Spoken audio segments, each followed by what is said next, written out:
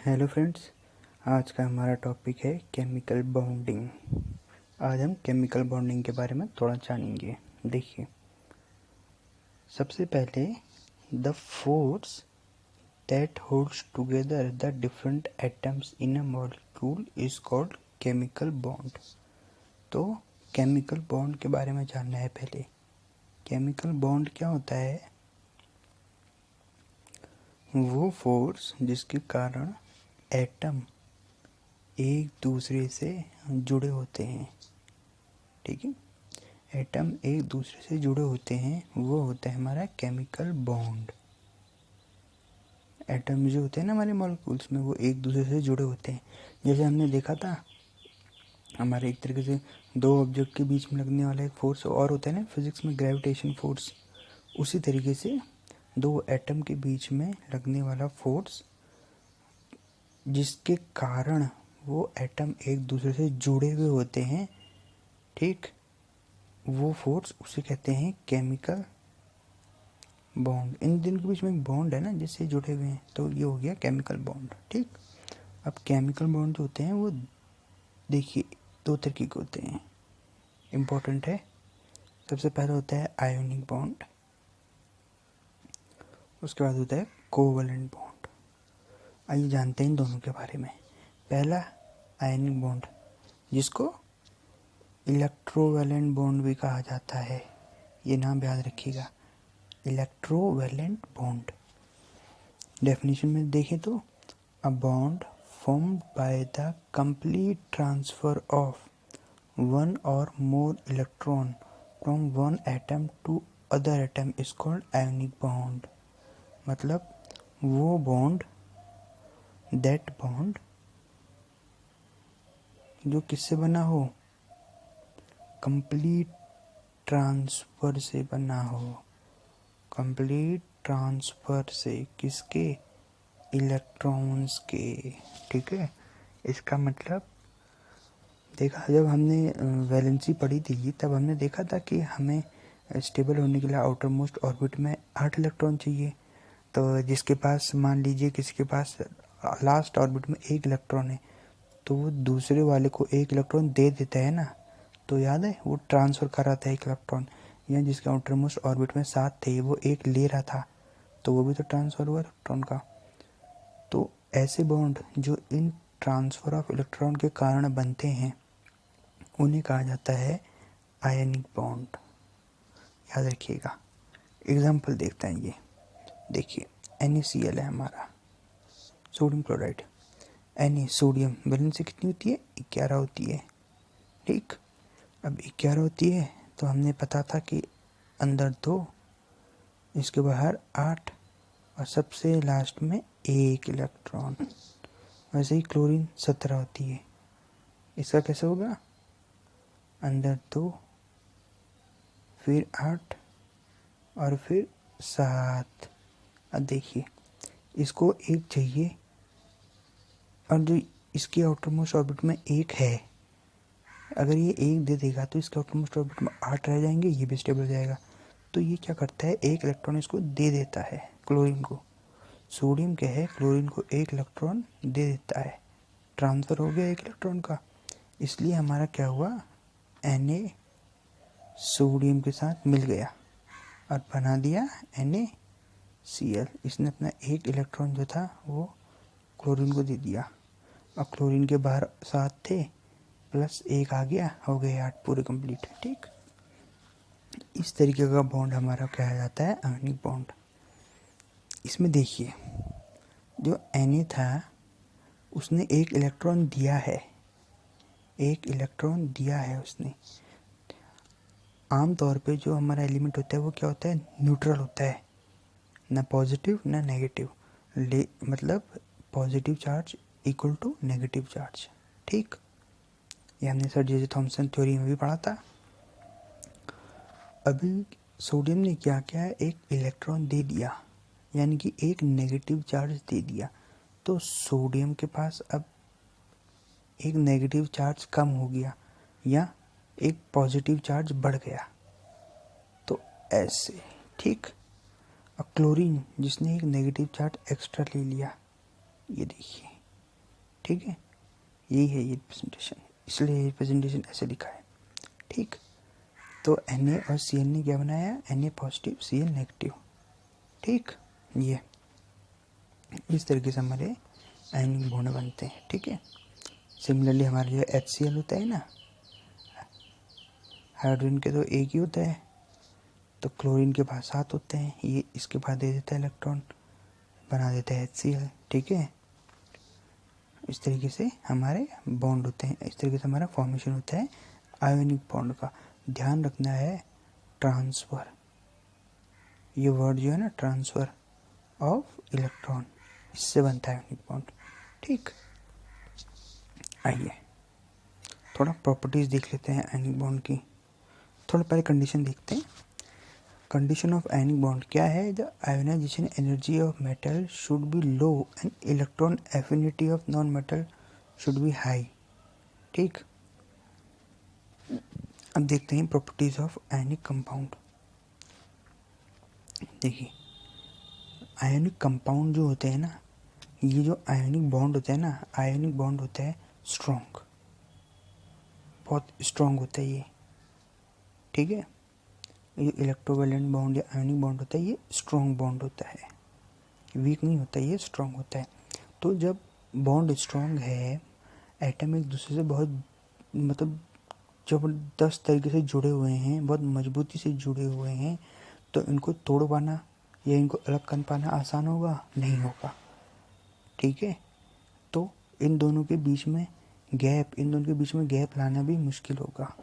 जैसे हम क्या करते थे, मान लीजिए हमारे पास सॉलिड है, उसे लिक्विड में बदलना है तो हम टेम्परेचर देते थे, होता क्या था, उन दोनों के बीच में गैप आ जाता था, एनर्जी बढ़ती थी, गैप आ जाता था। ठीक, तभी तो हमारा सॉलिड जिसके एटम्स के बीच में कम गैप है वो लिक्विड में चेंज हो जाता था जिसके एटम्स के बीच में ज़्यादा गैप है।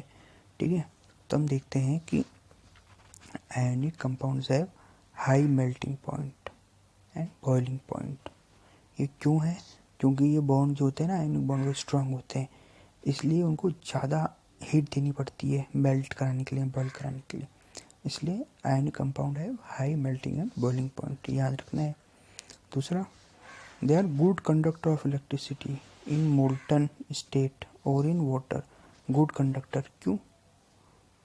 आयोनिक बॉन्ड है इनके बीच में, ये जो Na प्लस आयन है ना, आयन, ये आयन्स हैं, ये पॉजिटिव आयन नेगेटिव आयन, कैसे बने? इलेक्ट्रॉन लेने या देने से।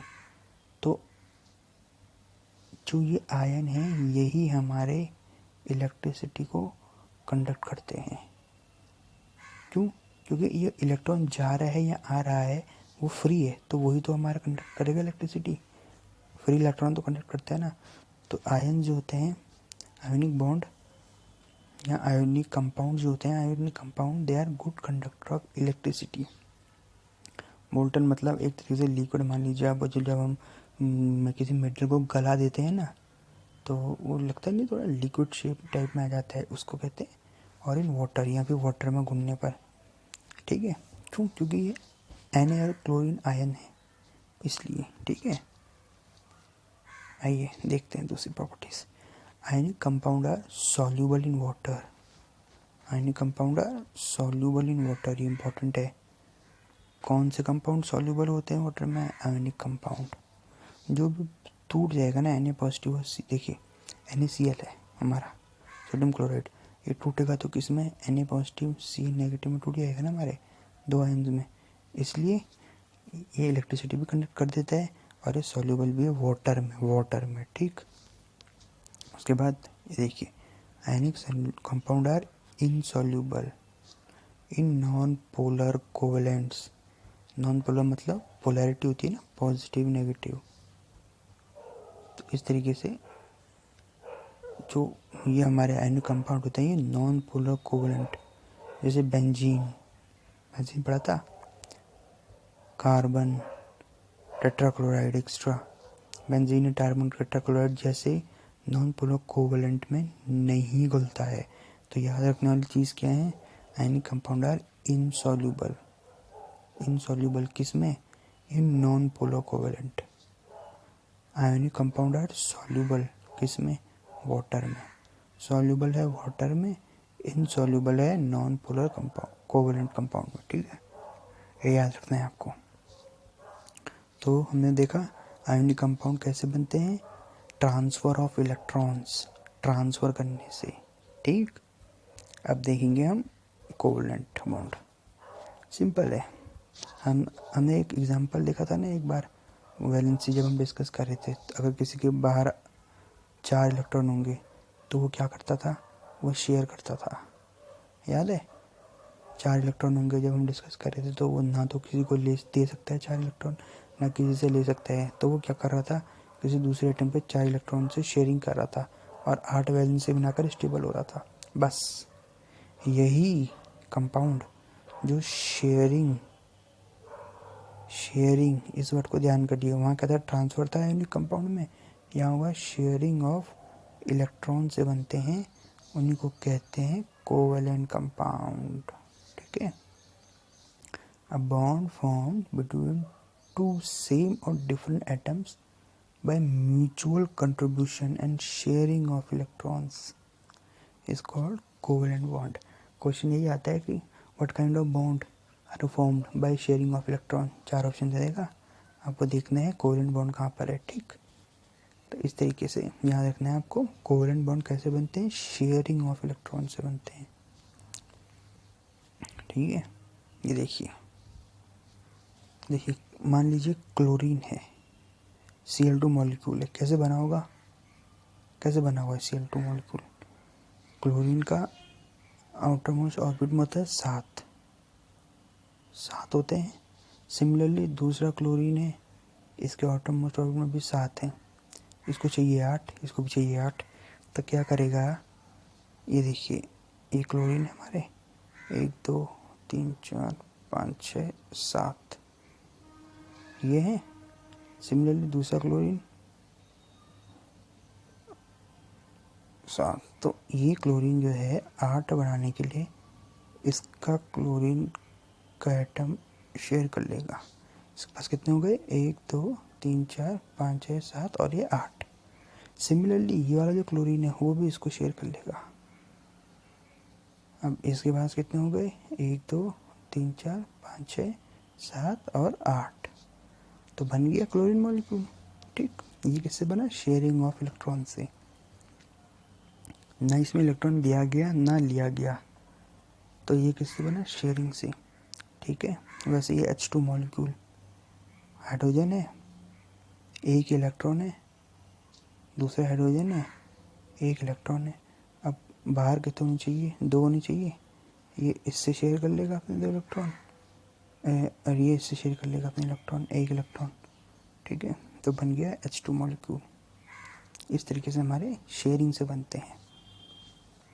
अब देखिए ट्रांसफ़र ऑफ इलेक्ट्रॉन से हमारे आयन्स बन सकते हैं, क्यों, NaCl था, जब टूटेगा तो ये Na पॉजिटिव Cl नेगेटिव में टूट जाएगा, आयन बन गए, आयन बन गए तो गुड कंडक्टर ऑफ इलेक्ट्रिसिटी होगा, ठीक है, समझ गए ना आप। ध्यान देने वाली बात यह है कि आयन्स बनने पर आयन्स ही इलेक्ट्रिसिटी को कंडक्ट कराएंगे। ये चीज़ जब हम अभी ये चीज़ ध्यान रखिएगा, जब हम अभी कोवेलेंट बॉन्ड की प्रॉपर्टीज़ पढ़ेंगे तब हम देखेंगे कि क्यों कोवेलेंट बॉन्ड आयनिक बॉन्ड से अलग हो जाते हैं, ठीक है। ये देखिए properties of covalent bond, covalent compound have high melting and boiling point, ठीक है। They are generally bad conductor of electricity, ये क्यों, क्योंकि शेयरिंग ऑफ इलेक्ट्रॉन से बने हैं, इसलिए आयंस में तो टूटेंगे नहीं, तो ये बैड कंडक्टर होते हैं इलेक्ट्रिसिटी के, एक्सेप्ट ग्रेफाइट। ये एक्सेप्शन है, हमने कार्बोनेट्स कंपाउंड में ही पढ़ा था, ग्रेफाइट एक्सेप्शन है, ठीक। बाकी के जो हमारे कोवेलेंट कंपाउंड होते हैं वो बैड कंडक्टर ऑफ इलेक्ट्रिसिटी होते हैं। क्यों होते हैं, क्योंकि वो इलेक्ट्रॉन की शेयरिंग से बने हैं, तो वो आयंस में टूटेंगे नहीं। आयंस में कौन टूटेगा, जो इलेक्ट्रॉन के ट्रांसफ़र के कारण बना होता है, ठीक। ये इलेक्ट्रॉन की शेयरिंग से बने हुए हैं, इसलिए आयंस में टूटेंगे नहीं, तो bad conductor of electricity. They are generally insoluble, किस में, वाटर में, इंपॉर्टेंट पॉइंट है, याद रखना। इनसॉल्युबल है किस में? वाटर में, but they are generally soluble in organic solvent. Ionic compound के बिल्कुल उल्टा, इनसॉल्युबल होते हैं वाटर में नहीं घुलते, पर सॉल्युबल होते हैं ऑर्गेनिक सॉल्वेंट में, ठीक। दूसरा, कोवेलेंट बॉन्ड्स आर डायरेक्शनल, ठीक है, ये डायरेक्शनल बॉन्ड होते हैं। देखिए अब लोन पेयर ऑफ इलेक्ट्रॉन भी देख लेते हैं एक बार। The pair of electron which do not take part in covalent bond formation are called lone pair of electron. Simple सा हमने एग्जांपल पहले देखा था ना, वो जो एक इलेक्ट्रॉन शेयर कर रहे थे, तो जो बाकी के जो रह गए, जो इस शेयरिंग में पार्टिसिपेट नहीं कर रहे, इनको कहा जाता है लोन पेयर, ठीक है। बस ज़्यादा कुछ नहीं है ये, ठीक। अब थोड़ा इनके बारे में देखते हैं। कोऑर्डिनेट बॉन्ड, देखिए अ coordinate bond is a special type of covalent bond. Basically हमको आयनिक बॉन्ड देखना था और कोवेलेंट बॉन्ड देखना था। हमने देख लिया, आयनिक बॉन्ड शेयरिंग से बने होते हैं, ठीक है, इलेक्ट्रॉन्स की। माफ़ कीजिएगा, आयनिक बॉन्ड ट्रांसफ़र से बने होते हैं इलेक्ट्रॉन्स के। कोवेलेंट बॉन्ड शेयरिंग से बने होते हैं। आयनिक बॉन्ड क्या है? High melting and boiling point है। सिमिलरली कोवेलेंट बॉन्ड का भी high melting and boiling point है, ठीक है।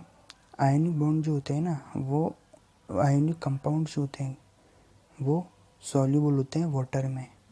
किसमें होते हैं? वाटर में सॉल्युबल होते हैं, but insoluble in organic solvent. इसी के विपरीत कोवेलेंट बॉन्ड जो होते हैं वो सॉल्युबल होते हैं ऑर्गेनिक सॉल्वेंट में, बट इनसॉल्युबल इन वाटर। ये याद रखना है आपको। और ये गुड कंडक्टर ऑफ इलेक्ट्रिसिटी, क्यों? क्योंकि आयंस में टूट जाते हैं, और ये बैड कंडक्टर ऑफ इलेक्ट्रिसिटी, ठीक है। तो अब देखते हैं कोऑर्डिनेट बॉन्ड और डेटिक बॉन्ड।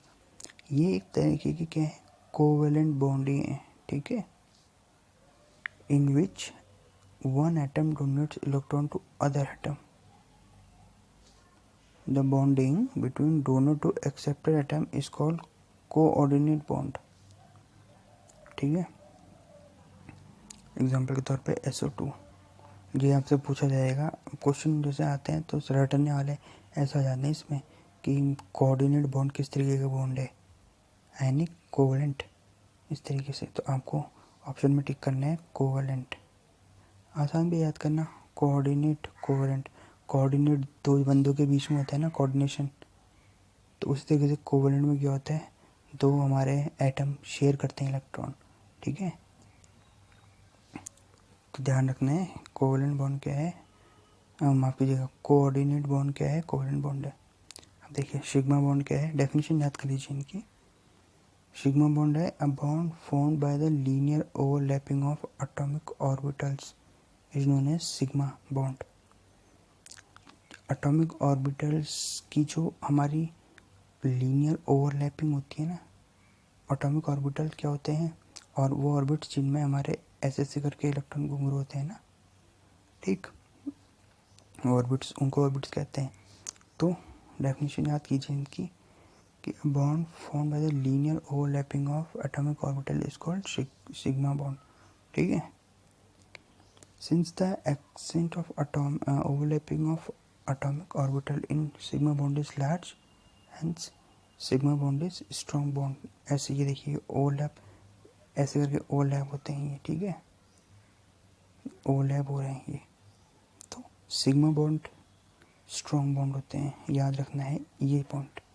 सिग्मा बॉन्ड ये होते हैं, स्ट्रॉन्ग बॉन्ड होते हैं। चार ऑप्शन आएंगे, sigma which is the strongest bond, sigma bond, pi bond, hydrogen bond, और चौथा कोई और दे देगा।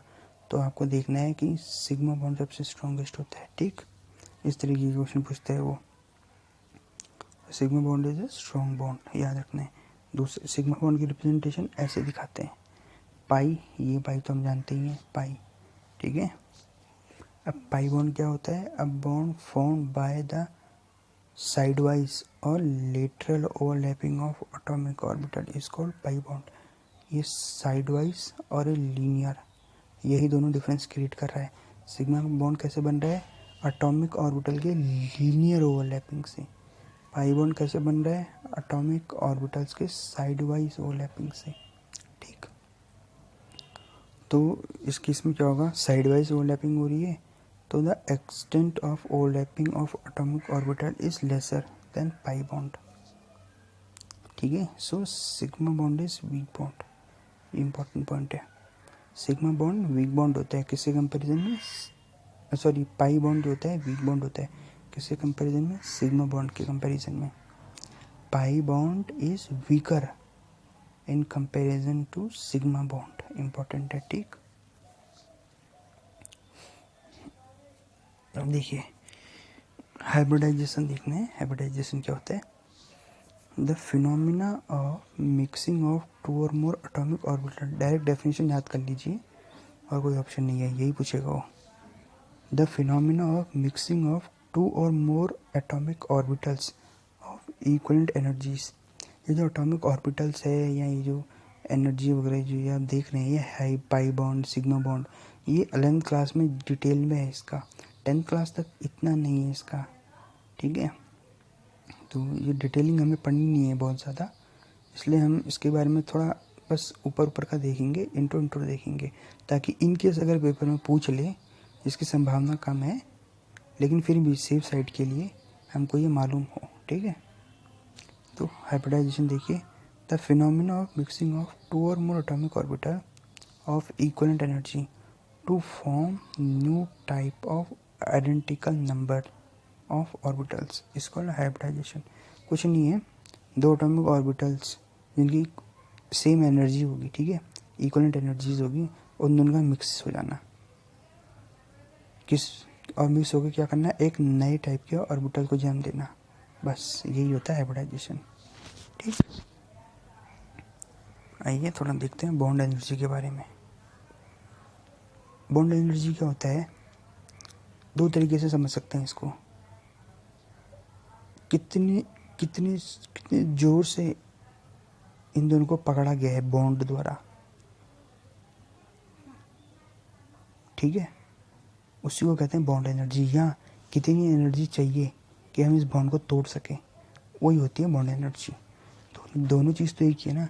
जितना फोर्स, मान लीजिए इन दोनों को F फोर्स से पकड़ा गया है, ठीक है, ये बॉन्ड, इन दोनों के बीच के बॉन्ड का फोर्स F है, तो F ही एनर्जी तो चाहिए होगी हमें बाहर से इस बॉन्ड को तोड़ने के लिए। ठीक, इसलिए the amount of energy required to break one mole bond of a particular type between the atom in the gaseous state of a substance is called bond energy. अब तोड़ने के लिए तो हमें एनर्जी चाहिए बाहर से, पर ये होना चाहिए गैसियस स्टेट में। नोट कर लीजिए इसको, गैसियस स्टेट में। ठीक है, गैसियस स्टेट में। अब the bond energy depends on the following factors. किस में? साइज ऑफ एटम में और मल्टीप्लिसिटी ऑफ बॉन्ड में। ठीक, अब देखिए, जितना बड़ा बड़ा हमारा एटॉमिक साइज होगा ना, उतनी ही कम एनर्जी चाहिए होगी तोड़ने के लिए। मतलब जितना बड़ा हमारा एटॉमिक साइज के इन्वर्सली प्रोपोर्शन है बॉन्ड एनर्जी। जितना बड़ा साइज उतनी कम बॉन्ड एनर्जी। ठीक, और जितना छोटा साइज उतनी ज़्यादा बॉन्ड एनर्जी। ठीक है, इसके बाद मल्टीप्लिसिटी ऑफ बॉन्ड। देखिए, जितना greater the bond multiplicity, more will be the bond energy. ये मल्टीप्लिसिटी ऑफ बॉन्ड के डायरेक्टली प्रोपोर्शनल है बॉन्ड एनर्जी। ठीक है, तो single bond, double bond, triple bond. अब देखिए, यहाँ सिंगल है ना, यहाँ दो हो गए, मल्टीप्लिसिटी बढ़ गई, दो हो गए, यहाँ तीन हो गए नंबर। तो इस बॉन्ड को तोड़ने के लिए ज़्यादा एनर्जी चाहिए एज़ कम्पेयर टू इस बॉन्ड, और इस बॉन्ड को तोड़ने के लिए ज़्यादा एनर्जी चाहिए as compare to single bond. तो सबसे ज़्यादा एनर्जी किसको तोड़ने के लिए चाहिए? जिसमें तीन बॉन्ड हो, ट्रिपल बॉन्ड, उसके बाद दूसरे वाले को, और सबसे कम चाहिए सिंगल वाले को। ठीक, बॉन्ड एनर्जी तोड़ने के लिए सबसे ज़्यादा तीन बॉन्ड वाले को चाहिए, उसके बाद डबल बॉन्ड, फिर सिंगल बॉन्ड। ठीक है। अब देखिए बॉन्ड लेंथ, द एवरेज, ये इंपॉर्टेंट है, इसको देख लीजिएगा आप, ठीक है, हाईलाइट कर लीजिए इसको। The average equilibrium distance between the centre of two bonded atoms is called bond length. अब हमने बोला ये है, आपने देखा जब हम डिस्टेंस भी नापते हैं तो हम सेंटर से नापते हैं, ऐसा तो है नहीं कि हम सरफेस से नापेंगे, सरफेस से सरफेस, ऐसा नहीं होता, हम लोग सेंटर से नापते हैं। तो यही distance centre to centre, centre to centre, जो ये दोनों एटम एक दूसरे से बॉन्ड में बंधे हुए हैं, हो सकता है सिग्मा बॉन्ड, हो सकता है पाई बॉन्ड, जो भी है, इन दोनों एटम जो कि बॉन्ड से बंधे हुए हैं, इन दोनों के सेंटर के बीच का डिस्टेंस, इसी को कहते हैं बॉन्ड लेंथ, ठीक। इसको क्या कहते हैं, बॉन्ड लेंथ कहते हैं इसको। अब जो बॉन्ड लेंथ होती है वो इन्फ्लुएंस पर दो चीज़ों पर डिपेंड करती है, एक तो होता है साइज ऑफ एटम, एक होता है मल्टीप्लिसिटी ऑफ बॉन्ड। वही सिंगल बॉन्ड है, डबल बॉन्ड है, ट्रिपल बॉन्ड है, देखिए देखते हैं कैसे। Greater the size of atom greater will be the bond length. Simple बात है, जितना बड़ा साइज होगा, सेंटर से डिस्टेंस यहाँ पर है ना, इसलिए उतनी बड़ी बॉन्ड लेंथ होगी, जितना छोटा साइज होगा उतनी छोटी बॉन्ड लेंथ होगी, ठीक।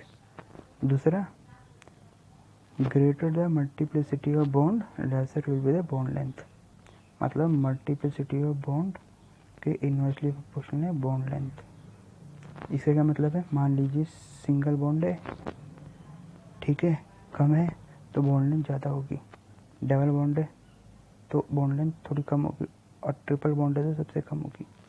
इस तरीके से ये सिंगल बॉन्ड, ये डबल बॉन्ड, ये ट्रिपल बॉन्ड, लेंथ देख रहे हैं आप, सबसे ज़्यादा, सबसे कम, माफ कीजिएगा, सबसे ज़्यादा, उससे कम और सबसे कम, इस तरीके से, ठीक। तो ये इम्पोर्टेंट है, देखिए इसको। अब देखिए एक स्पेशल बॉन्ड की बात करते हैं, हाइड्रोजन बॉन्ड की बात करते हैं, ठीक। हाइड्रोजन बॉन्ड क्या है, when hydrogen atom is present between two most electronegative element, yeah, then it is bonded to one by a covalent bond and to other by weak force of attraction which is called hydrogen bond. ध्यान देने वाली बात क्या है, weak force of attraction. इसका मतलब जो hydrogen bond होता है ना, वो वीक बॉन्ड होता है, ठीक है, वीक बॉन्ड होता है। हाइड्रोजन बॉन्ड क्या है, weak bond. Ionic bond strong bond था ना, उसी जगह से हाइड्रोजन बॉन्ड है वो वीक बॉन्ड होता है। ये देखिए थोड़े एग्जांपल है हाइड्रोजन बॉन्ड के, HFN H2O N तो हमारे नंबर ऑफ मॉलिक्यूल हो गए, ठीक है। तो याद रखने वाली चीज़ क्या है, हाइड्रोजन बॉन्ड क्या है, वीक बॉन्ड है। अब हाइड्रोजन बॉन्डिंग दो तरीके की होती है, इंटरमॉलिक्यूलर हाइड्रोजन बॉन्ड और इंट्रामॉलिक्यूलर हाइड्रोजन बॉन्ड, ठीक। आइए इनका देखते हैं थोड़ा। Intermolecular hydrogen bond arise when hydrogen bonding occur between two और मोर मॉलिक्यूल, टू और मोर मॉलिक्यूल, मतलब मॉलिक्यूल 1 और मॉलिक्यूल 2, या और भी हो सकता है मॉलिक्यूल 3, इनके बीच में जो बॉन्डिंग होगी ना, ठीक है, इनके बीच में जो बॉन्ड हाइड्रोजन बॉन्डिंग होगी, मतलब मॉलिक्यूल 1 मॉलिक्यूल 2 या मॉलिक्यूल 3 के बीच में जो हाइड्रोजन बॉन्डिंग होगी उसे कहेंगे हम इंटरमॉलिक्यूलर हाइड्रोजन बॉन्डिंग। मॉलिक्यूल अलग अलग है, ठीक है, ध्यान देने वाली बात यह है, कट बिटवीन टू और मोर मॉलिक्यूल्स, तो इसको बोलेंगे हम intermolecular hydrogen bonding. In this case melting point and boiling point of compound increases due to molecular dissociation, ठीक है। मॉलिक्यूलर एसोसिएशन की वजह से हमारा मेल्टिंग पॉइंट और बॉइलिंग पॉइंट इंक्रीज होता है। दो चीज़ें ध्यान देने वाली क्या हैं, एक कि ये अकर्स बिटवीन टू और मोर मॉलिक्यूल्स, अलग अलग मॉलिक्यूल्स हैं, डिफरेंट मॉलिक्यूल्स, उनके बीच में लगता है। दूसरा, ऐसे मॉलिक्यूल में मेल्टिंग पॉइंट और बॉइलिंग पॉइंट जो होते हैं कंपाउंड, वैसे जो कंपाउंड होते हैं ना जिसमें इस तरीके का हाइड्रोजन बॉन्ड लग रहा है, इस तरीके का हाइड्रोजन बॉन्ड है, उसमें मेल्टिंग पॉइंट और बॉइलिंग पॉइंट इंक्रीज होता है। 2 पॉइंट हमारे याद रखने वाले हैं, ठीक। और उसके बाद देखिए when hydrogen bonding occurs within a molecule. अब इंटरमॉलिक्यूलर में क्या था, डिफरेंट डिफरेंट मॉलिक्यूल थे ना 3। इंट्रामॉलिक्यूलर में क्या है, सेम मॉलिक्यूल, वही मॉलिक्यूल 1 जो है, ठीक है, उसी के अंदर है वो फोर्स, उसी के अंदर है वो हाइड्रोजन बॉन्डिंग, ठीक है। इंटरमॉलिक्यूलर में डिफरेंट डिफरेंट मॉलिक्यूल थे, उनके बीच में था। इंट्रामॉलिक्यूलर में क्या है, सेम मॉलिक्यूल है, ठीक। तो when hydrogen bonding occurs within a molecule, ये important, then it is called intramolecular hydrogen bonding. याद रखने वाली चीज़ क्या है, वही इंटरमॉलिक्यूलर में डिफरेंट मॉलिक्यूल, इंट्रा में सेम, ठीक है। और इसमें क्या है, melting point and boiling point of compound decreases, ये 2 याद रखने वाली चीज़ें हैं, ठीक। इस केस में भी अकर्स बिटवीन 2 और मोर मॉलिक्यूल, और जिसके कारण melting point boiling point increase था। इस केस में विद इन अ मॉलिक्यूल और मेल्टिंग पॉइंट और बॉइलिंग पॉइंट डिक्रीजेस, ठीक। ये होता है हमारे थोड़ा केमिकल बॉन्डिंग। तो हमने देखा कितने प्रकार के होते हैं बॉन्ड, 2 प्रकार के होते हैं हमारे, इलेक्ट्रोवैलेंट या आयनिक बॉन्ड और कोवैलेंट बॉन्ड। आयनिक बॉन्ड हमारे किस तरीके से बनते हैं, शेयरिंग ऑफ एटम से, शेयरिंग ऑफ इलेक्ट्रॉन से। और उसके बाद जो हमारे कोवैलेंट होते हैं वो किससे बनते हैं, हमारे शेयरिंग, आयनिक बॉन्ड जो होते हैं हमारे ट्रांसफ़र ऑफ इलेक्ट्रॉन से बनते हैं। Ionic bond, let me get my self, ionic bond होते हैं ट्रांसफ़र ऑफ इलेक्ट्रॉन से हमारे, जैसे एग्जांपल है HCl, ठीक है। H का 1 इलेक्ट्रॉन कूद के क्लोरीन के 7 इलेक्ट्रॉन के साथ जा मिलता है और दोनों स्टेबल हो जाते हैं, ठीक है। NaCl, Na का 1 इलेक्ट्रॉन कूद के क्लोरीन के 7 इलेक्ट्रॉन के साथ जा मिलता है और दोनों के दोनों स्टेबल हो जाते हैं। और जब हम इनको पानी में डालते हैं या तो किस में चेंज होते हैं, NaCl आयन्स में टूट जाते हैं, Na positive Cl negative ion में, और यही आयन हमारे इलेक्ट्रिसिटी कंडक्ट करने में हेल्प करते हैं। तो आयनिक कंपाउंड क्या होता है, अच्छे कंडक्टर होते हैं इलेक्ट्रिसिटी के। दूसरा, आयनिक बॉन्ड स्ट्रॉन्ग होता है, जिस कारण high melting and boiling point भी होता है इन लोगों का, ठीक है। और ये सॉल्युबल होते हैं वाटर में आयनिक कंपाउंड, बट इनसॉल्युबल होते हैं ऑर्गेनिक सॉल्वेंट्स में। दूसरी तरफ हमने देखा कि जो हमारे कोवैलेंट कंपाउंड होते हैं वो शेयरिंग से बनते हैं, शेयरिंग ऑफ इलेक्ट्रॉन से बनते हैं। इनका भी high melting and boiling point होता है, लेकिन ये बैड कंडक्टर ऑफ इलेक्ट्रिसिटी होते हैं, एक्सेप्शन क्या था, ग्रेफाइट। और ये इनसॉल्युबल होते हैं वाटर में, इनसॉल्युबल क्योंकि आयंस में नहीं टूटते हैं, इनसॉल्युबल हैं वाटर में, लेकिन सॉल्युबल हैं ऑर्गेनिक सॉल्वेंट में, ठीक। और डायरेक्शनल होते हैं ये बॉन्ड। उसके बाद हमने देखा था ये कोऑर्डिनेट बॉन्ड के बारे में, फिर हमने सिग्मा पाई बॉन्ड देखा, ठीक है। उसके बाद हाइब्रिडाइजेशन क्या है फिनोमेना वो देखा हमने। और बॉन्ड एनर्जी और बॉन्ड लेंथ ये किन फैक्टर से भी डिपेंड करती है, ये इंपॉर्टेंट है, ठीक। और कैसे, ये चीज़ आपको याद रखनी है, किस तरीके से डिपेंड करती है, किस पे डिपेंड करती है, size of atom, multiplicity of bond पे। Bond energy greater the size lesser will be the energy, inversely proportional है, इन्वर्सली, ठीक है। उसके बाद greater the bond multiplicity more will the bond energy, इस केस में डायरेक्टली प्रोपोर्शनल है, ठीक। उसी तरीके से हम बॉन्ड एनर्जी देखेंगे।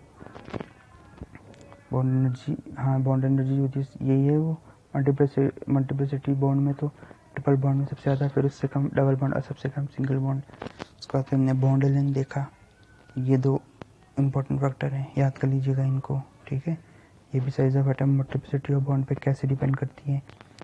साइज ऑफ एटम में डायरेक्टली प्रोपोर्शनल होती है बॉन्ड लेंथ, मल्टीप्लिसिटी में इन्वर्सली प्रोपोर्शनल होती है बॉन्ड लेंथ, ठीक। उसके बाद हमको जो याद रखना है वो ये है कि हाइड्रोजन बॉन्ड एक वीक बॉन्ड होता है, वीक बॉन्ड होता है, आयनिक बॉन्ड होता है स्ट्रॉन्ग, हाइड्रोजन बॉन्ड होता है वीक, ठीक। उसके बाद इंटरमॉलिक्यूलर हाइड्रोजन बॉन्ड और इंट्रामॉलिक्यूलर, इसमें क्या है, इंटरमॉलिक्यूलर में डिफरेंट डिफरेंट मॉलिक्यूल्स हैं, उनके बीच में जो हाइड्रोजन बॉन्ड है उन्हें कहते हैं इंटरमॉलिक्यूलर। और इंट्रामॉलिक्यूलर क्या है, वो सेम मॉलिक्यूल है, उसमें जो हाइड्रोजन बॉन्ड है उसको कहते हैं हमारे इंट्रामॉलिक्यूलर। इंटरमॉलिक्यूलर में हमारी मेल्टिंग पॉइंट और बॉइलिंग पॉइंट जो कंपाउंड की होती है वो इंक्रीज हो जाती है, बस दूसरे केस में इंट्रा में कम हो जाती है। तो ये था हमारा, ये मैंने लूसेंट से कवर किया है। आप थोड़ा इसे पढ़िएगा, इसकी रीडिंग मारिएगा और इसके क्वेश्चंस ज़रूर बनाइएगा। अच्छा टॉपिक है ये भी, क्वेश्चन बहुत बार पूछे गए इन टॉपिक से। ठीक, तो फिर मिलते हैं अगले लेक्चर में, तब तक के लिए good bye and wish you all the best.